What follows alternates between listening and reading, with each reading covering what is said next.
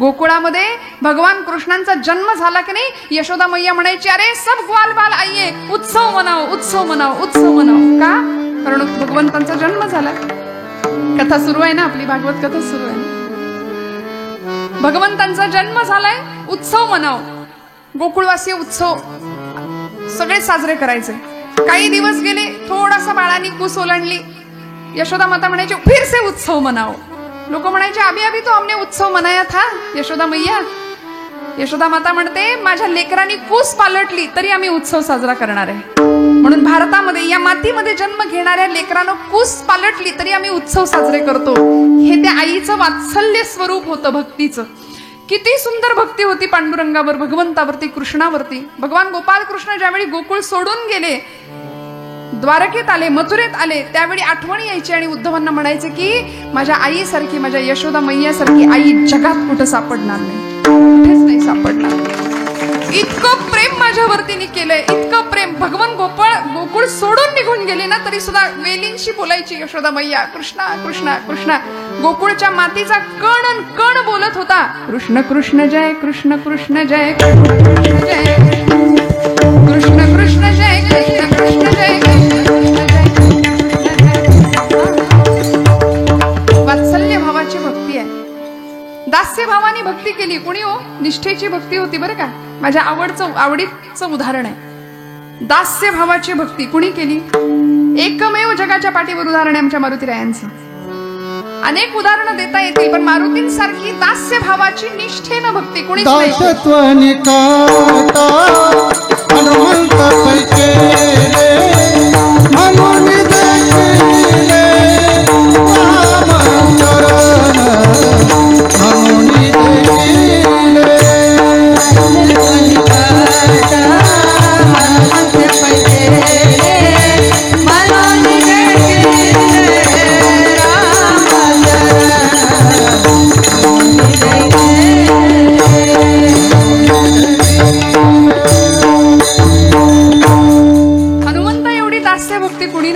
वाजवा वाजवा, मनापासून वाजवा, वाजवा, मनापासून वाजवा टाळ्या. असा हात राखून काही करायचं नाही, मोकळ्या मनाने करावं. एखाद्याची स्तुती करावीशी वाटते की नाही, त्यामुळे मनापासून करायचं. मनापासून दाद द्यायची, आणि दाद द्यावी नाही लागत, दाद येते. खोकला यावा तशी दाद येते, आपोआप येते. दाद द्यायला नाही लागत, हा चला आता दाद देऊया असं नसतं. त्यामुळे ही तुमची दाद आपसूक आलेली होती, त्यामुळे मनापासून द्यायचं. मोकळ्या मनाने टाळ्या वाजवायच्या, मोकळ्या मनाने भजन करायचं. कीर्तनामध्ये हेच तर आहे. अहो, या कीर्तनाच्या सुखामुळं, कीर्तनाच्या सुखे सुखी होय देव, भगवंत सुद्धा समाधानी होतो. कारण आम्ही काय करतो कीर्तनात? बाकीच्या गप्पा मारतो का? मारल्या पाहिजेत का? नाही. म्हणून कीर्तनाचं बेसमेंट जर काय असेल ना, तर भक्ती. कीर्तनाचा पाया जर काय असेल तर भक्ती हाच पाया आहे. त्याचे आम्हाला नसलेले गुण लोकांनी गावेत असं वाटतं की नाही? ऐकताय ना? आमचे नसलेले गुण लोकांनी गावेत असं आम्हाला वाटतं की नाही? मग त्या भगवंताचे असलेले गुण आम्ही जर गायलो तर त्याला किती आनंद होणार आहे? त्याला आनंद होणार आहे. मग त्याची निष्ठेने आम्ही भक्ती करावी. आमचा भाव आहे भगवंताप्रतीचा, तो अत्यंत निष्ठेनीच असावा, निष्ठापूर्वकच असावा. दास्य भावाने भक्ती केलेला एक आगळा वेगळा जगावेगळा भक्त आम्ही पाहिला मारुतीरायांसारखा. हनुमान किंवा मारुती हे नाव जर रामायणातनं वगळलं तर रामायण होऊ शकत नाही. आणि म्हणून आपल्याला प्रसंग माहिती आहे, मी मुद्दाम सांगून पुढे जाते. ज्यावेळी राज्याभिषेकाचा प्रसंग होता, अयोध्येला सगळी मंडळी आली, रावण वध झाला, सर्व मंडळी अयोध्येला आली. आणि अयोध्येला आल्यानंतर सगळ्यांना प्रसाद देतायत आता प्रभू रामचंद्र, आहे की नाही? प्रसाद देत असताना भारतीय संस्कृतीमध्ये प्रसादाला खूप महत्व आहे बरं. प्रसाद तिथे कुणीही असू दे, कुणीही कितीही मोठ्या व्यवहारामध्ये असू दे, पण तिथे हात पुढेच करावा लागतो. हा, बघू दे, येऊ दे प्रसादवाला माझ्यापर्यंत, मग मी हात पुढे करीन असं नसतं. तिथे याचकाचीच भूमिका घ्यावी लागते. प्रसादस्तु प्रसन्नता. आणि भारतीय संस्कृतीमध्ये प्रसादाला महत्व आहे. भारतीय संस्कृतीच्या या सगळ्या नीतिमूल्यांना आम्ही किती बारकाईनं बघितलं पाहिजे मला सांगा. 2 वर्षाचा कोरोनाचा काळ गेला आणि त्या काळाने आम्हाला काही गोष्टी शिकवल्या. भारतीय संस्कृतीची महानता. आमची कॉलेजची पोरं विचारायची, कशाला ती देवाची आरती, कशाला तो प्रसाद? काही नाही, त्याबद्दल त्यांना श्रद्धा नाही. पण आपण कापराची आरती करतो ना, कर्पूर आरती करतो. कर्पूर आरतीवरून हात फिरवल्यानंतर मग हातामध्ये आम्ही प्रसाद घेतो. बरोबर ना? असंच करतो की उलट करता तुम्ही? नाही ना. आधी आरती घेतो आणि मग हातात प्रसाद घेतो. कापराच्या आरतीवरून हात फिरवल्यानंतर हाताचं आपसुकच सॅनिटायझेशन होतं, निर्जंतुकीकरण होतं. कापराचं महत्व आम्हाला कळलं आणि मग स्वच्छ शुद्ध झालेल्या हातावर आम्ही प्रसाद घ्यायचा आहे. हे विज्ञान आहे भारतीय अध्यात्मातलं आणि ते आम्हाला कळत नाही. म्हणून आम्ही हिंदू धर्माला, भारतीय अध्यात्माला नावं ठेवणाऱ्यांच्या संख्येमध्ये वाढ करत चाललोय दिवसेंदिवस. नको ती मंडळी येऊन बोलायला लागली. ज्यांनी बोलायची खरी गरज आहे ती मंडळी बोलतच नाहीयेत. ती मंडळी सगळी शांत आहेत. आज पाश्चिमात्यांचं अंधानुकरण करता करता ख्रिस्ती मिशनऱ्यांच्या शाळा वाढल्या आणि नको त्या पद्धतीने धर्माचा अपप्रचार व्हायला लागला. आमच्या मारुतीरायाला म्हणजे गणपतीला एलिफंट गॉड असं जर ती मंडळी म्हणत असतील तर मारुतीरायाला काय म्हणत असतील हे मी सांगायला नको. विठ्ठल विठ्ठल.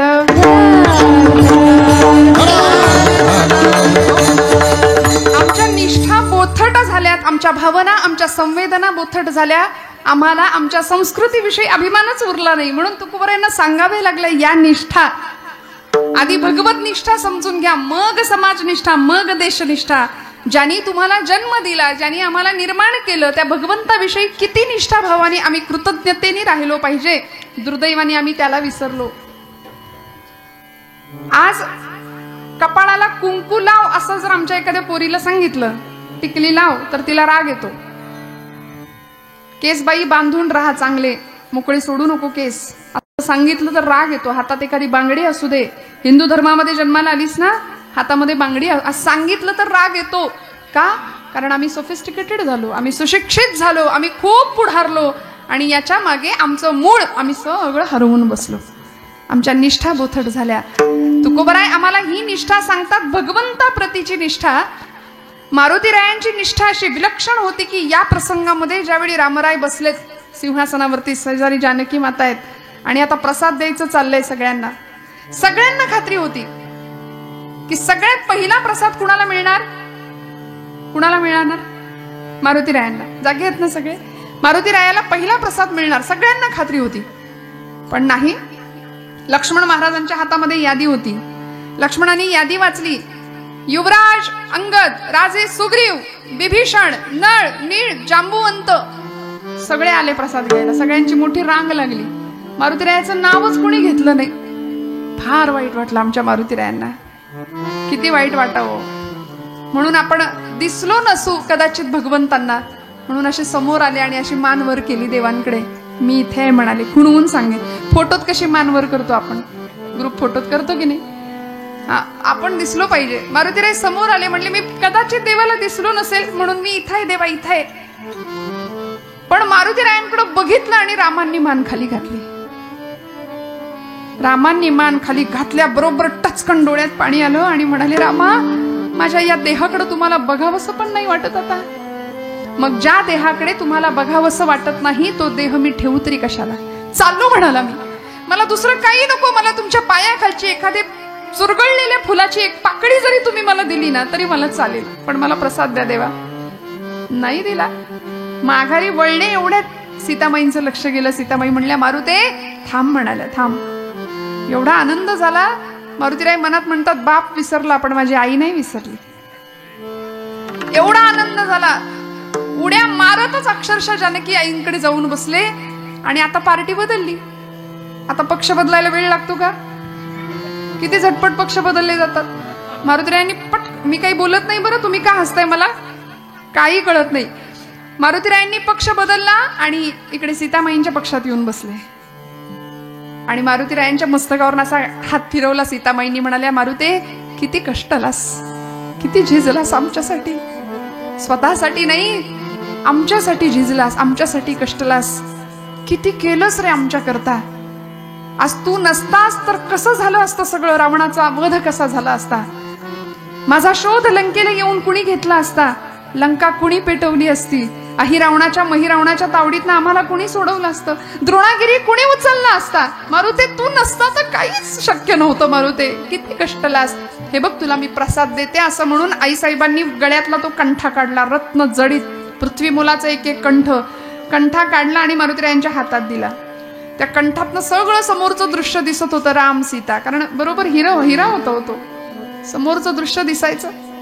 एवढा आनंद झाला, म्हटले मला हेच हवं होतं आई. धावत बाहेर आनंदाने गेले. सीतामाई हळूच म्हणल्या, बघा असं कळावं लागतं तुम्हाला तर का आई. बहुतेक हे वाक्य तेव्हापासून नाही घराघरात. तुम्हाला का आई कळत नाही, गप्प बसा. आहे की नाही. आमच्या सोबत आहेत तरी मी आपल्या धाडसाने बोलून घेते आज. हे घराघरातलं वाक्य आहे. पण मला असं म्हणायचंय की ज्यावेळी सीतामाईंनी रामांकडे पाहिलं तेव्हा रामप्रभू म्हणतात, माझ्या भक्ताच्या नादी तू लागू नकोस. रामप्रभू मारुतीराय बाहेर निघून गेले. काही क्षण झाला आणि धडकन आवाज झाला बाहेर. एक दूत पहारेकरी धावत आला. म्हणला, आईसाहेब तुम्ही दिलेला रत्नांचा हिऱ्यांचा कंठा फोडला म्हणले त्यांनी. आईसाहेब चिडल्या. त्याला आत बोलावलं. म्हणाले, मारुते अरे का मी एवढं तुला दिलं, प्रसाद दिला आणि तू फोडून टाकलास. काय करू म्हणाला आई. माझा राम त्याच्यामध्ये नाहीये. माझा राम त्याच्यात नाही. राम नाही. एवढं राम राम करतो, तुझ्यात तरी आहे का रे राम. तुझ्यात आहे राम. आणि मारुतीरायांनी या प्रसंगामध्ये छाती विदीर्ण केली आणि सगळ्या जगाला दर्शन दिले सीतामाईचे. म्हणाले, रामच काय आईसाहेब तुम्ही सुद्धा आहात म्हणाले. बघा, जानकी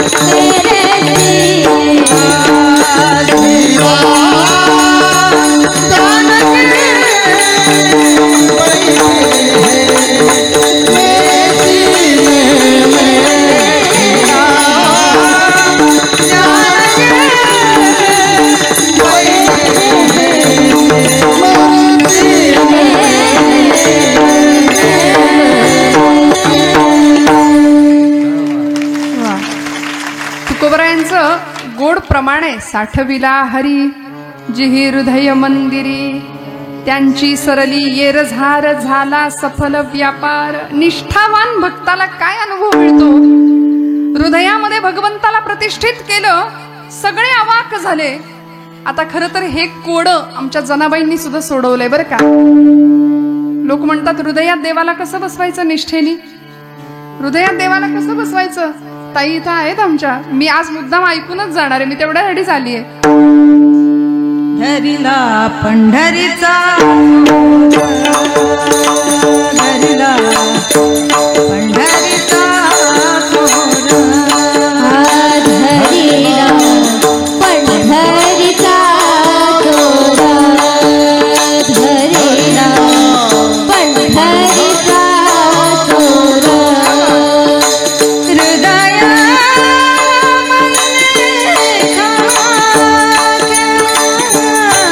हृदया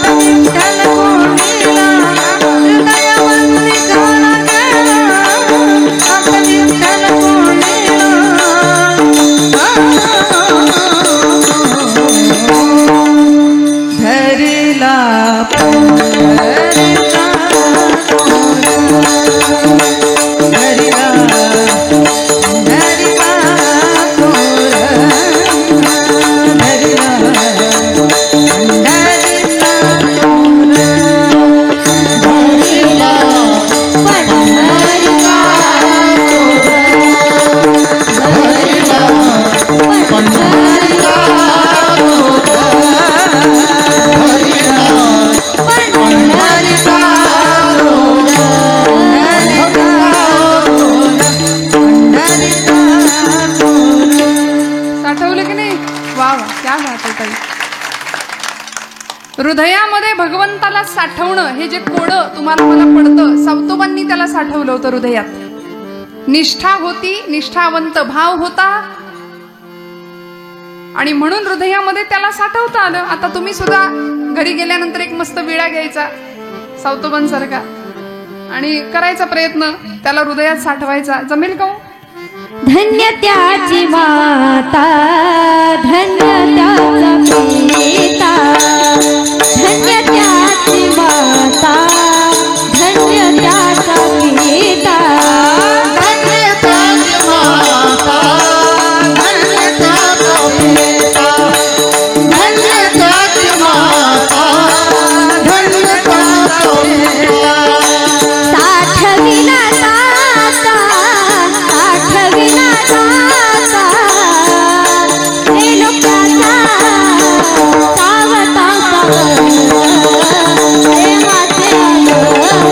सावताचा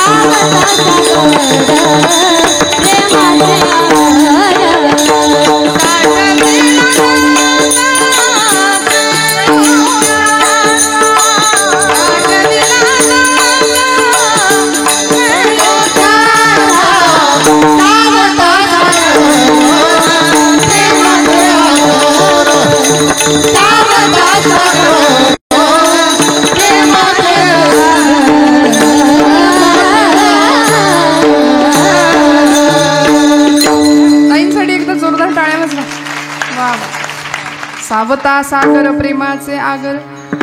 हे कशामुळे झालं?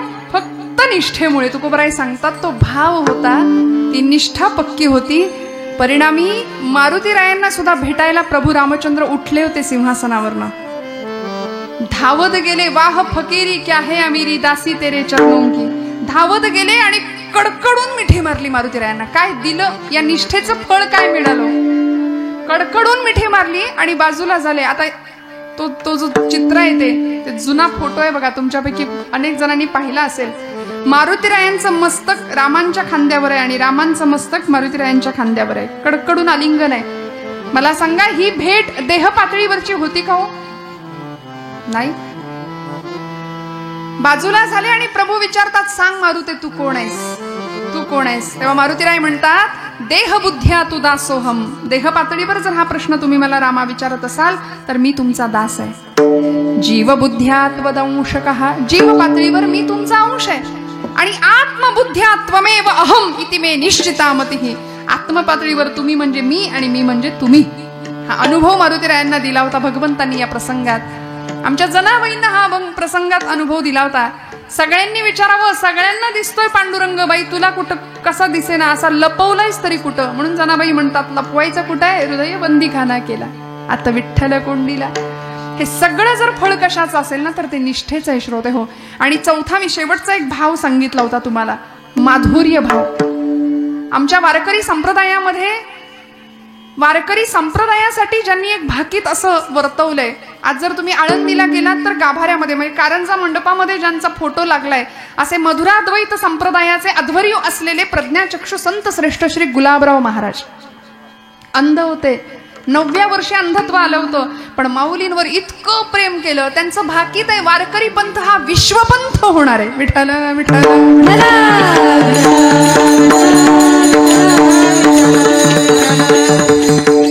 आणि गुलाबराव महाराजांचं जी भक्ती होती की नाही त्याला माधुर्य उपासना म्हणायचे. गोपी भावामध्ये पुरुषाचा देह, देह पुरुषाचा, पण भक्ती मात्र स्त्रीची, वात्सल्य स्त्रीचं. आमच्या सातारकडे तुम्ही आलात तर गोंदवलेकर महाराज, ब्रह्मचैतन्य गोंदवलेकर महाराज नावाचे संत आहेत. त्यांचे गुरुजी आपल्याच जवळ नांदेड जिल्ह्यामध्ये उमरखेड तालुक्यामध्ये येहळगाव नावाचं गाव आहे. त्या गावचे संत श्रेष्ठ श्री तुकामाई तुकाराम चैतन्य असं त्यांचं नाव. मधुरा भक्तीची उपासना आहे, राधा भावात. देह पुरुषाचा, पण कधी कधी स्त्रीचे अलंकार परिधान करावेत. लोकांनी त्यांना वेड्यात काढावं. अशी माणसं समाजाला विक्षिप्त वाटतात श्रोते हो.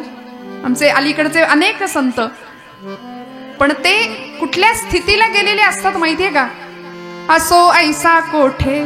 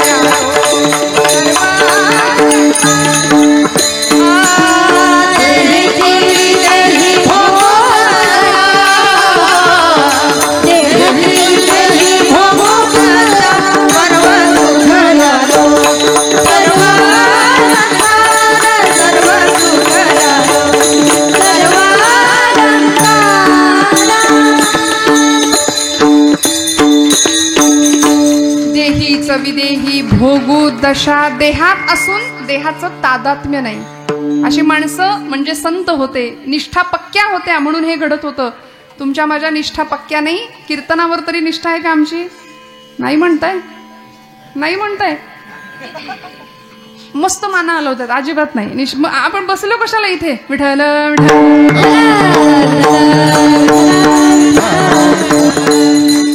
महाराज डोलत होते आनंदामध्ये. आम्ही पण डोलतो, आम्ही कीर्तनात डोलतो. काही असे डोलतात, काही असे डोलतात. प्रकार आहेत की नाही डोलण्याचे. आमची निष्ठा पक्की नाही म्हणून हे घडतं श्रोते हो. तुकोबरायांनी भगवंतावरची निष्ठा शिकवली. आणि काय लागतं हो देवाला माझ्या? काय लागतं? काही नाही लागत. देवा भावाचा भुकेला, देवा भावाचा भुकेला, देवा भावाचा भुकेला, देवा भावाचा भुकेला, वैकुंठ सोडून याला, वैकुंठ सोडून याला, सोडून याला, देवा भावाचा भुकेला, देवा भावाचा भुकेला, देवा भावाचा भुकेला, वैकुंठ सोडून याला, वैकुंठ सोडून याला, सोडून याला, देवा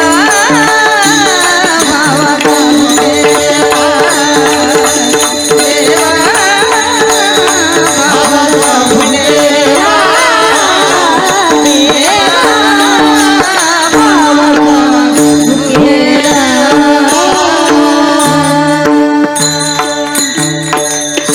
कशाची भूक आहे त्याला? देवभावाचा भुकेला.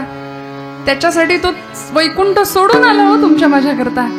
आणि खरं सांगू का, त्याच्यावर प्रेमाने निष्ठेने भक्ती करणारं कुणीच नाही. तुम्ही आम्ही सगळे लबाड भक्त आहे, नतदृष्ट माणसं आम्ही, नतद्रष्ट. आम्ही लबाड भक्ती करतो आनंदाने. फक्त त्याला मागणारे संत, निष्ठेने त्याच्या पायी जाणारे आणि त्याकरता वाटेल तो त्याग करण्याची तयारी असलेले संत, हे फक्त संतच होते. भागवतातला प्रसिद्ध श्लोक आहे, त्रिभुवन विभव हे तवेप्य कुंठ स्मृती रजितात्मसुरादिभिर्विमृग्यात न चलती भगवत पदारविंदा लव निमिषार्धमपि यस्य वैष्णवाग्रह. वैष्णवाची भक्ताची खरी व्याख्या भागवतकार सांगतात आम्हाला की त्रिभुवनाचं वैभव जरी कुणी पायाशी आणून ठेवलं की घे बाबा हे तुझं आहे म्हणून, भरपूर ऐश्वर्य मिळालं, अचानक सगळं दारिद्र्य संपलं आणि भरपूर ऐश्वर्य पैसा मिळाला, तरी सुद्धा ज्यांची ईश्वरावरची निष्ठा तिळमात्र ढळत नाही, खरे महापुरुष ते असतात. खरा देवभक्त तो असतो, खरा देशभक्त तो असतो. देवभक्तीविषयी वाटेल तेवढे आपल्याला उदाहरणं सांगता येतील, भरपूर दृष्टांत देता येतील की जिच्यासाठी पांडुरंग परमात्मा आला तिची निष्ठा पक्की होती. जात्यावर जळायला बसायची आमच्या जनाई माता आणि पांडुरंगाला बोलवायच्या, जनी मांडते दळणा नाम ओठी गोडते, भारी जडवे जाते तुझी या विना, भारी जडवे जाते तुझे या विना. ये गय गवीठा बाई बाई, ये गय गवीठा बाई बाई, ये गवीठा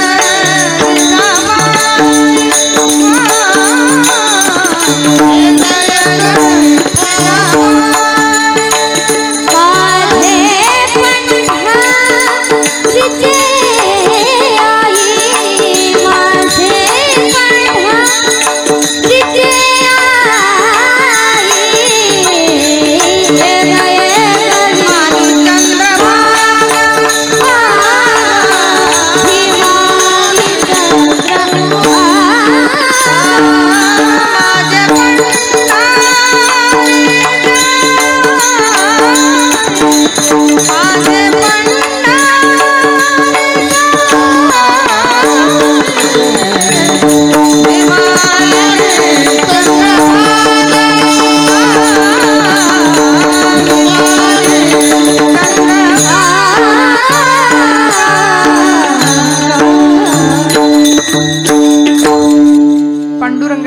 हाक द्यावी आणि भगवंत यायचे.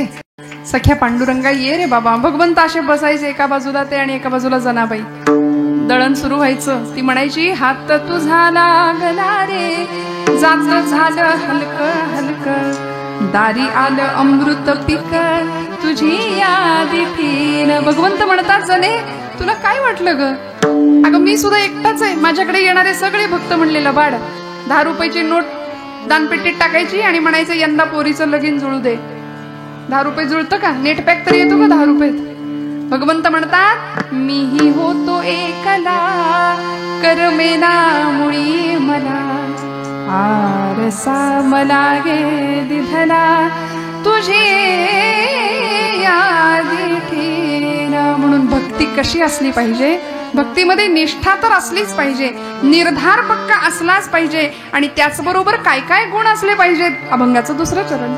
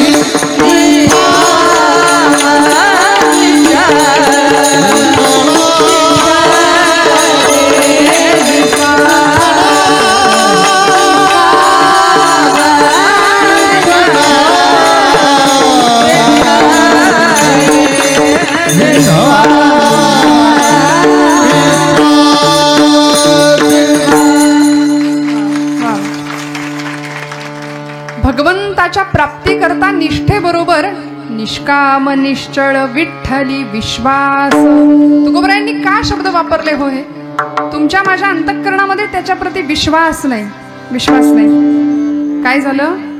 एक डोंबाऱ्याचा खेळ चालू होता. चालतो का इकडे डोंबाऱ्याचा खेळ? अजूनही दिसतो. आता आमच्याकडे बंदच झाले, दिसतच नाही. तर त्या खेळामध्ये काय असतं? दोरी बांधलेली असते. त्या दोरीवरनं तो माणूस चालतो किंवा ती बाई चालते, आहे की नाही? तर असाच एक खेळ चाललेला. 2 इमारतींच्या बरोबर अशी छान मध्ये दोरी बांधलेली. त्या दोरीवरून तो माणूस चालत होता. चालत असताना त्यांनी त्याच्या लेकराला खांद्यावर घेतलं होतं आणि त्या दोरीवरनं तो छान अनुसंधान करून चालत होता. सगळी गर्दी जमलेली, थाळी फिरायला लागली, पैसे जमले आणि सगळं झाल्यानंतर तो अगदी व्यवस्थित शेवटच्या टोकापर्यंत पोहोचला. खाली उतरला, टाळ्या पडल्या, भरपूर टाळ्या. तो म्हणाला मला हे परत करायचंय, मी करू शकतो का? सगळे जमावातली माणसं म्हणली हो हो, आमचा तुझ्यावर विश्वास आहे. नीट ऐका बरं, आमचा तुझ्यावर विश्वास आहे, तू हे करू शकतोस, परत करा म्हणाले, आम्हाला बघायचंय. तो म्हणला नक्की मला जमेल का? हो जमेल म्हणाले, आमचा तुमच्यावर विश्वास आहे, करा. तो माणूस म्हणाला मी करतो, पण म्हणले माझं लेकरू नको, आता यावेळी तुमच्यापैकी कोणाचं तरी लेकरू द्या. त्याला खांद्यावर घेतो आणि मग चालतो म्हणाले. चालेल का? सगळे मागं सरकले. इंग्रजीमध्ये 2 शब्द आहेत, बिलीव्ह आणि ट्रस्ट असे 2 शब्द आहेत. असं आहे, you only believe in God but you don't trust him. आपण फक्त त्याच्यावर असा वरवर विश्वास ठेवतो. ज्याला ट्रस्ट, का बरं 2 शब्द ठेवले असतील? पूर्ण समर्पण भावाने आम्ही त्याच्यावर विश्वास ठेवतच नाही. आम्ही नाही ठेवत. स्वतःला देऊन टाकणं म्हणतात की नाही, मन बुद्धी अहंकार सर्व ज्ञानेंद्रिय कर्मेंद्रिय पंच ज्ञानेंद्रिय पंच कर्मेंद्रिय मन आणि बुद्धी, या 8 प्रकृती याला गीतेमध्ये म्हटलंय. आणि या सगळ्या प्रकृती तिथं नेऊन व्हायच्या भगवंताकडं आणि स्वतः मोकळं राहायचं. निष्काम तुकोबराय सांगतात. निष्काम. आम्ही सगळे सकाम भक्ती करतो. सध्या मिशन पेक्षा कमिशनला जास्त महत्व आहे. विठ्ठल विठ्ठल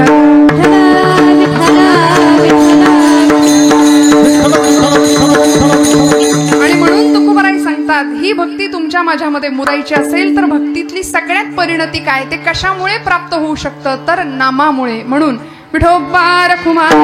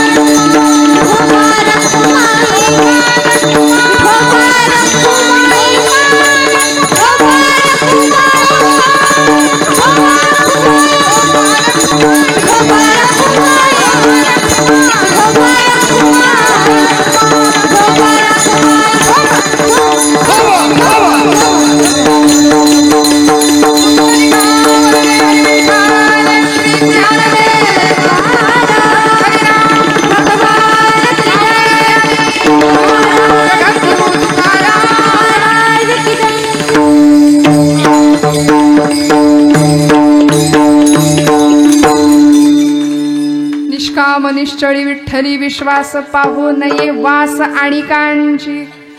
3 शब्द वापरले, निष्कामता, निश्चळता आणि विश्वास. विश्वास तुम्हाला सांगितला. सकाम भक्ती नाही, निरहेतुक भक्ती तुमच्याकडून घडावी, तुमच्या माझ्याकडून घडावी ही अपेक्षा भगवंतांची आहे. पण आम्ही सध्या हेतुपूर्वकच सगळी कामं करतो. कुठलंही काम करण्याकरता आम्हाला कारण लागतं, हेतू लागतो, तरच आम्ही करतो. आम्ही नवस करतो, देवाकडे नवस करतो की नाही, नवस फेडत नाही हा विसरून द्या, नवस करतो. मात्र काहीतरी हवं असतं, सकाम भक्ती करतो, ती भक्ती भगवंताला आवडत नाही. निश्चळ, न ढळणारी, बरं का, न हलणारी, वाटेल ते झालं तरी. आता मी देवनिष्ठा तुम्हाला सांगितली, पतिनिष्ठा आपल्याला माहिती आहे, देशनिष्ठा आपल्याला माहिती आहे. तुळशीचा विवाह सगळीकडे चालू आहे, उद्या ग्रहण म्हणून आजच सगळे उरकून घेत आहेत. त्यात कीर्तन रोजच्या पेक्षा थोडंसं लवकर करायला सांगितलं मी. 5 पिल्ले काकांना सगळ्यांनाच सांगितलं, थोडंसं जरा लवकर सुरुवात करूया. त्यामुळे गडबड झाली असेल महिला वर्गाची आज जरा, पण हरकत नाही. ही पतिनिष्ठा, महासती वृंदेचं पातिव्रत्याचं तेज आपल्याला माहिती आहे. ज्या रुक्मिणी आई जगदंबेनी, रुक्मिणी मातेनी भगवंताला मिळवण्याकरता जो प्रयत्न केला होता, ती पतिनिष्ठा. भागवतामध्ये 7 श्लोकांचं पत्र लिहिलं होतं, विश्वातलं सगळ्यात मोठं प्रेमपत्र असं व्यासांनी नामकरण केलं त्याला. कसा विवाह आहे भगवंतांचा रुक्मिणी आई सोबत. श्रुत्वा गुणान भुवन सुंदर शृण्वतांते निर्विश्य कर्ण विवरैर हरतोंगतापम रूपम वृषां ऋषिमताम अखिलार्थ लाभम त्वय्यच्युता विशति चित्तमपत्रपम मे. विश्वातलं सगळ्यात सुंदर पत्र आई रुक्मिणीने भगवंताला पाठवलं होतं आणि तो विवाह झालाय. आपण आता ती कथा ऐकतच आहात, मी वेगळं काही नाही सांगणार. आणि अशी एक पतिव्रता स्त्री या देशाने पाहिली की जिचा पती खऱ्या अर्थी देशनिष्ठा ज्याच्या अंतःकरणामध्ये होती. असा एक उदाहरण तुम्हाला सांगते आणि आपण पटकन पुढे जाऊया. काय घडलं बघा. लंडनमध्ये शस्त्रास्त्र निर्मितीचा उद्योग करत होते आणि गुप्त पद्धतीने देशनिष्ठा सांगते तुम्हाला. देवनिष्ठा झाली, पतिनिष्ठा झाली. आपल्या मातृभूमी प्रती काय त्याग करता येतो. गुप्त पद्धतीने शस्त्रास्त्र भारतामध्ये पाठवली, बॉम्ब पाठवला, पिस्तूल पाठवली आणि भारतामध्ये इंग्रजांचं राज्य चालू आहे. 150 वर्ष इंग्रजांच्या आधिपत्याखाली आमचा भारत देश आहे. इंग्रजांचा स्वाभिमान स्वतःच्या टाचेखाली इंग्रजांनी तुडवलाय भारतीयांचा. परिणामी उद्रेक झाला असंतोषाचा आणि भारतामध्ये जॅक्सन नावाच्या एका इंग्रजी अधिकाऱ्याची हत्या केली. अनंत कान्हेरे नावाचा एक क्रांतिकारक पिस्तुलाच्या साह्याने गोळीबार केला. सगळं इंग्रज सरकार हादरलं. भारतामध्ये पिस्तूल आलं कुठून. बंगाल प्रांतामध्ये खुदिराम बोस नावाचा एक क्रांतिकारक होता. त्यांनी बॉम्बचा धडाका केला. सगळ्या इंग्रजांना वाटलं भारतात बॉम्ब गेला कुठून. आणि मग खटला चालवला. लंडनमध्ये ही जी व्यक्ती हे सगळे उद्योग करत होती ना, त्या वैनतेयाचं, त्या महात्म्याचं नाव आहे स्वातंत्र्यवीर विनायक दामोदर सावरकर. जहाजात घातलं, पकडून भारतात आणायचं ठरलं. खटला भारतामध्ये करायचा होता, चालवायचा होता. त्या जहाजाच्या मध्य समुद्रामध्ये जेव्हा ते जहाज आलं ना, तेव्हा पाण्यामध्ये उडी टाकली. आपल्याला माहिती आहे जगामधल्या 2 उड्या प्रसिद्ध आहेत. एक समुद्राच्या जमिनीवरून अशी जन्मल्याच आकाशाच्या दिशेने घेतलेली उडी, एक समुद्रावरून घेतलेली आहे मारुतीरायांची उडी, आणि दुसरी जहाजातून पाण्यात घेतलेली उडी. बाकी उड्या बऱ्याच आहेत. दोरीच्या उड्या आहेत, लांब उड्या आहेत, है की नाही. अशा उड्या आम्ही मारत बसतो. पण या 2 उड्या जगप्रसिद्ध ठरल्या. सावरकरांची पाण्यात टाकलेली उडी मध्य समुद्रामध्ये. चेष्टा नव्हती. मोठमोठे मासे मध्य समुद्रामध्ये, अंग सगळं ओरबाडले. त्या टॉयलेटच्या खिडकीमधनं सावरकरांनी काच फोडून बाहेर अंग टाकले स्वतःचं. सगळ्या काचा सर्वांगाला ओरखडलेल्या. आणि अशा अवस्थेत खाऱ्या पाण्यामध्ये उडी टाकायची. काय दाह झाला असेल देहाचा. उडी टाकली. इंग्रजांना ते पकडले गेले. इंग्रजांकडून परत भारतात आणलं. खटला चालला आणि सावरकरांना विचारलं होतं, तुम्हाला भीती नाही का वाटली. निष्ठा अशी होती देशाप्रतीची. सावरकर म्हणले, मी का घाबरू. मृत्यू मला घाबरून पळत होता. मी पोहत होतो समुद्रामध्ये. मृत्यू माझ्या समोर घाबरून पळत होता. मी मृत्यूला बोलवत होतो. मी घाबरतच नाही, कारण मला गीतेचं तत्वज्ञान माहितीये. भगवान गोपाल कृष्णांचं नैनं छिंदंती शस्त्राणी नैनं दहती पावका न चैन क्लेरयन्ति आपो न शोषयति मारुतः. मी गीतेचं तत्वज्ञान जाणतो. माझा देह नश्वर आहे पण मी अमर आहे. ही निष्ठा होती. आणि आज जर तुम्ही पुण्याला आलात कधी, तर पुण्यामध्ये डेक्कनच्या चौकामध्ये खूप सुंदर स्मारक आहे सावरकरांचं. त्याच्यावर वाक्य लिहिली आहेत, सावरकरांचे शब्द आहेत. आणि सुधीर फडके महाराष्ट्रातले उत्तम गायक बाबूजी म्हणायचे लोक, त्यांना त्यांची चाल आहे. अनादि मी अनादि मी अनादि मी अनंत मी अवध्य मी भला. अनादि मी तबल्याला आवाज.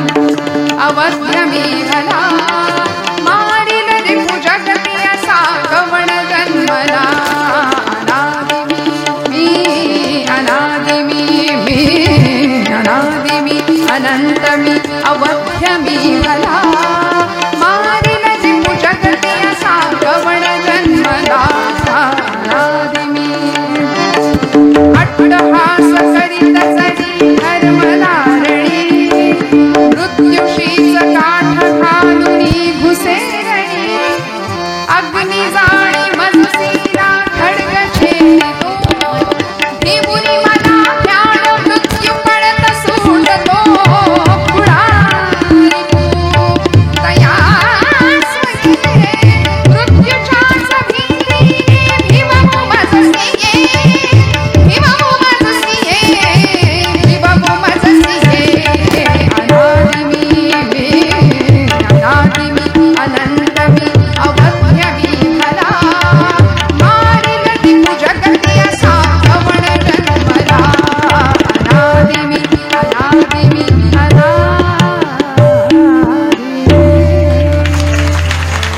मी अनादि आहे, मी अनंत आहे. आणि खटला चालला मुंबईच्या डोंगरीला नावाच्या ठाण्याजवळ असलेलं ते कारागृह. तिथे खटला, तिथे त्यांना कैदेत टाकलं गेलं. 50 वर्ष काळ्या पाण्याची शिक्षा सुनावली गेली. आणि आता शिक्षा होती अंदमानची काळं कोठडी. आपल्या सगळ्यांना इतिहास माहिती आहे. अंदमानची 50 वर्षाची काळं कोठडी. पण त्याआधी मुंबईला एका तुरुंगात असताना बायको भेटायला आली. पतिनिष्ठा ऐका. बायको भेटायला आलीये आणि तिने विचार केला होता की आपला नवरा परदेशात गेलाय, बॅरिस्टरीचा झगा पांघरून येईल, पैसा मिळवू, थाटात संसार करू, प्रपंच करू. अहो त्यांनी काही स्वप्न बघितली नसतील का? मस्त 2 BHK 4 BHK घ्यायचा, बंगला बांधायचा, जागा घ्यायची, जमीन सगळं मस्त राहायचं आनंदात. काही नडलं होतं का सगळं हे करायचं? पण का केलं? ही निष्ठा होती, निष्काम, निश्चळी, विठ्ठली विश्वास, आपल्या ध्येयावरचा विश्वास, अढळता होती. ती पत्नी 18 वर्षाचं वय होतं, यमुना नाव तिचं. माई म्हणायचे सावरकर आपल्या बायकोला. आणि ती भेटायला आली सावरकरांना. सावरकर तुरुंगाच्या त्या सळीच्या मागे कैद्याच्या वेशातला साखळदंडांनी जखडलेला आपला नवरा तिने पाहिलं समोर. आणि सावरकर सहज समोर आले आणि हसले, म्हणले, माई या वेशात मला ओळखलं नाही ना तुम्ही? आपला पती विलायतेहून बॅरिस्टर होऊन येईल, पैसा मिळवू, थाटात संसार करू असा विचार तुम्ही केला असशील. पण खरं सांगू का, काट्या कुट्या जमवायच्या, त्याच्यात घरटी बांधायची आणि पिलांची वीण वाढवायची. याला जर प्रपंच असं म्हणत असतील ना, तर असा प्रपंच चिमण्या कावळे सगळेच करतात. जमवा जमव करायची, प्रपंच करायचा, पोरं बाळ जन्माला घालायची. याच जर नाव प्रपंच असेल तर हा प्रपंच चिमण्या कावळे सुद्धा करतात. माई मला माझा देशाचा प्रपंच करता आला, यात धन्यता माना. बायकोला सांगितलं, मला माझ्या देशाचा प्रपंच करता आला, यात धन्यता माना. मी तुम्हाला कसलं सुख मिळू दिलं नाही, प्रपंचाचं कसलं सुख मी तुम्हाला दिलं नाही. बायकोशी संवाद चाललाय बरं. तुरुंगाच्या आतमध्ये असलेला नवरा आहे सावरकर. काय त्याग म्हणतात, सोपं नाहीये हे. बोलणं सोपं आहे, ऐकणं सोपं आहे, पण केवढा मोठा त्याग होता या मंडळींचा. म्हणाले, मी कसलंच तुला सुख दिलं नाही. दर वट पौर्णिमेला वडाला फेऱ्या घालताना हाच पती जन्मोजन्मी मिळावा असं तू म्हणावंस तरी कसं ग? कसं म्हणावं? मी तुला किती त्रास दिला या जन्मात, जन्मोजन्मी हाच नवरा मिळावा असं तू म्हणावंस तरी कसं? सावरकरांची पत्नी 18 वर्षाचं वय होतं त्या पोरीचं. खाली वाकल्या आणि तुरुंगाच्या सळीतनं हात आतमध्ये घातला, पायाला स्पर्श करणार. सावरकर मागे सरकले, म्हणले, माई काय करता? ती काय म्हणाली माहितीये? पाय बघून ठेवते, पुढच्या जन्मात चुकायला नको. पाय बघून ठेवते, पुढच्या जन्मात चुकायला नको. कारण या जन्मामध्ये स्वतःची चूलबुळकी फोडून, स्वतःचा प्रपंच फोडून राष्ट्राचा प्रपंच करणारा पती पुरुषोत्तम भगवंतांनी जर मला या जन्मात दिलाय, तर जन्मोजन्मी हाच पती मिळावा. याला म्हणायचं पतिनिष्ठा. एवढा त्याग, ही देशनिष्ठा होती. अनेक उदाहरण आमचे छत्रपती शिवाजी महाराज असतील, सावरकर असतील, भगतसिंग असतील. 22-23 वर्ष हे फासावर जाण्याचं वय होतं का?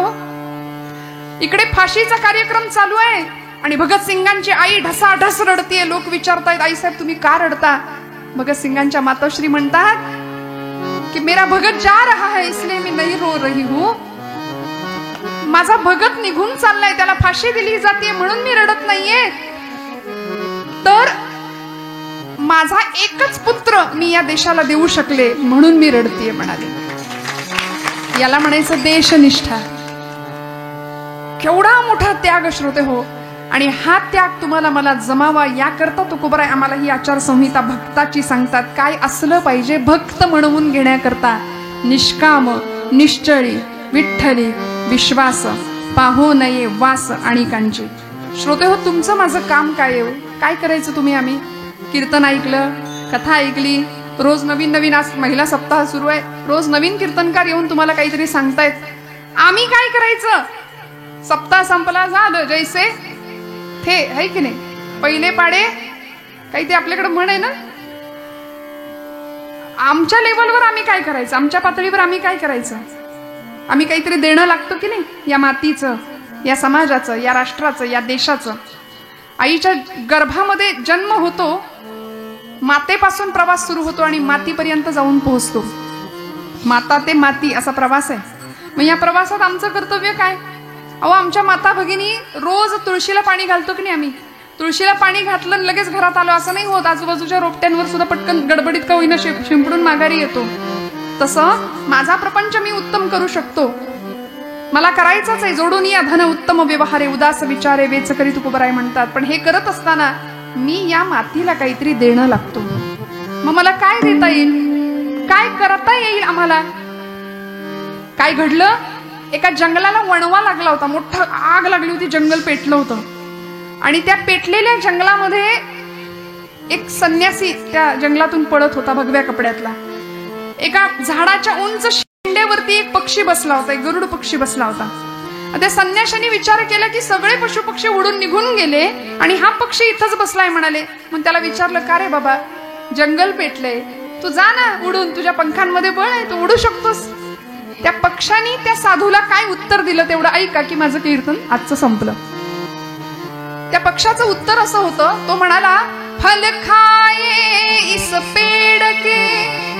मी या झाडावर राहिलो, इथंच लहानाचा मोठा, इथंच माझा जन्म झालो, मी मोठा झालो, इथली फळं खाल्ली, इथेच घाण केली. फल खाये इस पेड़ के गंदे किए पात, अब यही मेरा फर्ज है, जल जाऊं इसके साथ. आता माझं काम हेच आहे की इथे मी राहिलो ना, मग इथेच संपणार, यासाठीच काहीतरी करणार. आमचे गुरुजी फार सुंदर सांगतात, हे त्या झाडावरच्या पक्षाला कळलं, बाकीच्या पक्ष्यांना कधी कळणार? कळलं तर बघा शाब्दिक कोटी आहे, फार काही स्पष्ट उघडून सांगत नाही. हे पक्षाला कळलं, पक्ष्यांना कधी कळणार? हा, त्यामुळे अशी निष्ठा, असा विश्वास, अशी निश्चळता आणि असा निर्धार तुमच्या माझ्याकडे असेल तर तुकोबराय शेवटच्या चरणामध्ये म्हणतात, तुका म्हणे ऐका कोण उपेक्षिला, तुका म्हणे ऐका कोण उपेक्षिला.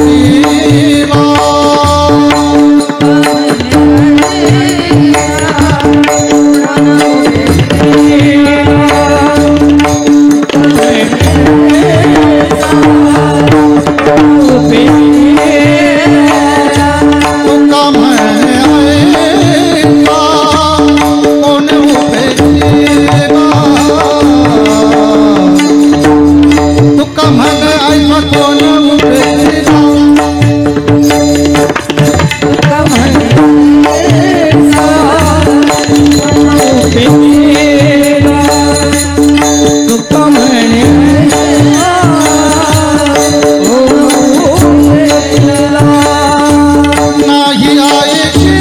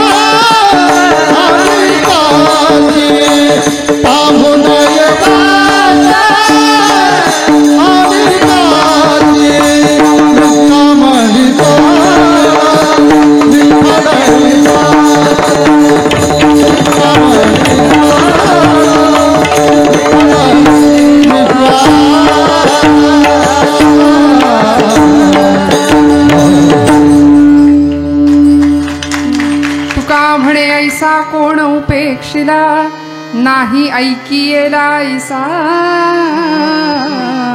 कोणी. महाराज म्हणतात अशा भक्ताची उपेक्षा कधीच होत नाही, अशा भक्ताची फजिती कधीच होत नाही. अशा भक्ताला भक्त कायम सांभाळतो. कुठपर्यंत? निर्वाणी गोविंद असे मागे पुढे काहीच साकडे पडवणे दे. भगवंत पूर्णपणे जबाबदारी घेतो आपल्या भक्ताची. आणि म्हणून तुकोबरायांनी भक्त असण्याकरता काय काय नियम असावे लागतील हे आम्हाला आजच्या या भंगामध्ये सांगितलं. श्रोते हो, तुकोबराय ठामपणे शेवटच्या चरणात असं का म्हणाले असतील हो, की अशा भक्ताची उपेक्षा भगवंत कधीच करत नाही. मग हे जर संत आम्हाला सांगतायत तर त्यांच्यावर थोडासा विश्वास ठेवूया आणि डोळे झाकून समर्पण भावाने भक्ती करूया. तुका म्हणे ऐसा कोण उपेक्षिला नाही ऐकियेला ऐसा कोणी. ज्ञानेश्वर माऊली ज्ञानराज माऊली